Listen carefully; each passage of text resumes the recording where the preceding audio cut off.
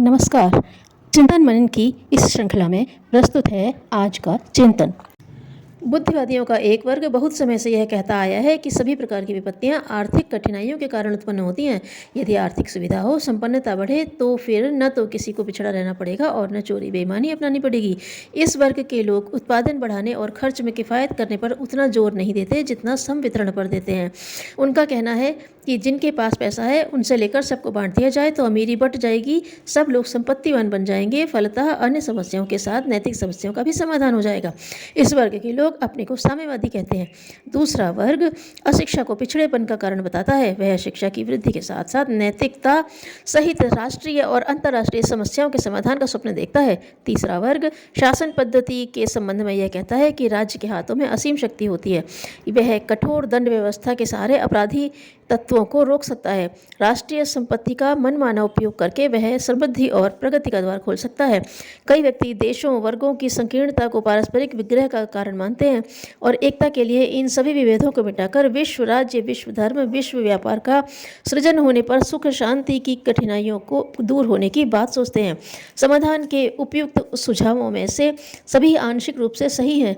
उन सभी प्रतिपादनों के कार्यान्वित होने से मनुष्य जाति के सामने प्रस्तुत कठिनाइयों में से कितनी का ही एक सीमा तक समाधान निकल सकता है, पर वह होगा आंशिक और सामयिक ही, क्योंकि उनमें उन भौतिक कारणों का ही निराकरण सुझाया गया है जो प्रत्यक्षतः खुद बहुत सी विपत्तियों और उलझनों के कारण प्रतीत होते हैं।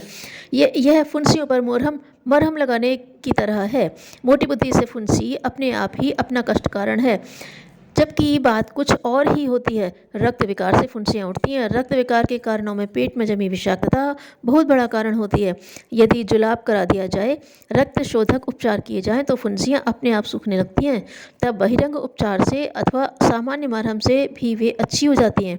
उसके विपरीत यदि रक्त विकृति बनी रहे तो मरहम लगाते रहने पर भी वे बहुत दिन में अच्छी होती हैं और एक के अच्छा होते ही दूसरी नई उठ खड़ी होती है। फुंसियों का निराकरण स्थायी रूप से करना हो तो उस मूल कारण तक जाना होगा जहाँ से अनेक प्रकार के रोग उठते हैं और रूप बदल बदल कर सामने आते रहते हैं। दाद, खाज, छाजन, चेचक, गठिया, सूजन, जकड़न आदि में प्रधानतया रक्त विकार ही निमित्त होता है। यद्यपि इन सब रोगों के लक्षण, स्वरूप और कष्ट अनुभव भिन्न भिन्न प्रकार के होते हैं। उपचार इनका अलग अलग भी हो सकता है, पर पूरी तरह निवृत्ति प्राप्त करनी हो तो रक्त शोधन के लिए प्रयत्न करना होगा और उस उद्गम को सुधारना होगा जहाँ उसकी जड़ जमी हुई होती है। मनुष्य की मूल सत्ता चेतना है। इस चेतना का उद्गम आस्था, मान्यताएं, इच्छाएं होती हैं। इसी से व्यक्तित्व का स्वरूप बनता है। व्यक्ति का विश्लेषण करने पर उसे आस्थाओं और अभिरुचियों के आधार पर बना हुआ पाया जाएगा। मान्यताएं ही इच्छाएं उत्पन्न करती हैं।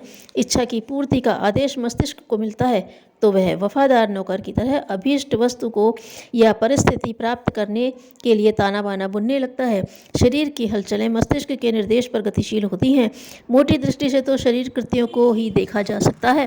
चमड़े की आंखें तो घटनाओं, हलचलों, पदार्थों और प्राणियों को ही देखती हैं, इसलिए वे कार्यों को ही महत्व देती हैं। उन्हीं के आधार पर निंदा और प्रशंसा होती है। दंड और पुरस्कार उसी के आधार पर मिलते हैं। लौकिक दृष्टि से यही संभव है और यही उचित भी है। यदि थोड़ी गहराई से देखा जाए तो वस्तुस्थिति दूसरी ही मिलेगी। विचारों की शक्ति अत्यंत प्रचंड है, वही मनुष्य को किसी निष्कर्ष पर पहुंचाती है। निर्णय निर्धारित वही होते हैं। क्या करना है, क्या नहीं करना है, इसका फैसला करना पूरी तरह से मस्तिष्क के हाथों में है। शरीर के अन्य किसी अवयव का उसमें कोई हस्तक्षेप नहीं होता। पंच तत्वों से बनी काया तो मात्र उस निर्देश का पालन करती है जो मस्तिष्क द्वारा दिया जाता है। शरीर एक उपकरण मात्र है, जो कुछ करते हुए तो उसे ही देखा जाता है, पर वस्तुतः वह जड़ तत्वों का बना होने से कुछ सोचने में सर्वथा असमर्थ होता है। उसे अपने मालिक की आज्ञा अनुसार ही चलना पड़ता है। समस्याएं और कठिनाइयाँ अपने आप आसमान से नहीं टपकती, वे मनुष्यों की गतिविधियों से उत्पन्न होती हैं। ये गतिविधियाँ, हलचलें हाथ पैरों की ही दिखाई पड़ती हैं। उनमें मस्तिष्क की स्थिति और प्रेरणा का प्रत्यक्ष दर्शन नहीं भी होता तो भी उसके लिए वही पूरी तरह से उत्तरदायी होता है। विषम परिस्थितियों को सुधारने के लिए अवांछनीय हलचलों को रोका जाना चाहिए, पर यह ध्यान रखना चाहिए कि यह रोकथाम केवल शारीरिक प्रतिबंधों से संभव नहीं। रोकने का तरीका जो भी अपनाया जाए, यदि मस्तिष्क ने उसे स्वीकार नहीं किया तो फिर कोई दूसरा ढंग निकाल लिया जाएगा और पहले से ही जैसी अवांछनीयता उनसे ही मिलती जुलती हरकतें होने लगेंगी। मनुष्य की चतुरता सर्वविदित है। वह बाह्य प्रतिबंधों को तोड़ने के लिए किसी न किसी प्रकार का रास्ता खोज ही लेता है। कानून हर बुरे काम के विरुद्ध बने हुए हैं और उन्हें करने वाले अपराधियों के लिए जेल, पुलिस, कचहरी का पूरा प्रबंध है। जांच पड़ताल के लिए इंस्पेक्टरों की, गुप्तचरों की सरकारी मशीन काम करती है। उस मशीन को रोकथाम के साधन भी दिए जाते हैं और उस पर खर्च भी बहुत होता है। इतने पर भी हर अपराध का पूरी तरह बोलबाला बना रहता है। पकड़ में तो 10% भी नहीं आते। जो पकड़े जाते हैं उनमें से 3/4 तिगड़म तरकीब से छूट जाते हैं। जिनको दंड मिलता है उनकी संख्या समस्त अपराधियों में 1% भी नहीं होती। फिर दंड पाने के बाद वे और भी अधिक निर्लज्ज हो जाते हैं। जेल जाकर तो वहाँ अन्य साथियों से पूरा प्रशिक्षण पाकर लौटते हैं और सुधरने के बजाय अपने फन में पूरे माहिर दिखते हैं। ऐसे लोग नौसिखिए न रहकर पूरे उस्ताद बन जाते हैं। यहाँ जेल पुलिस को न तो व्यर्थ बताया जा रहा है और न उसका उपहास किया जा रहा है।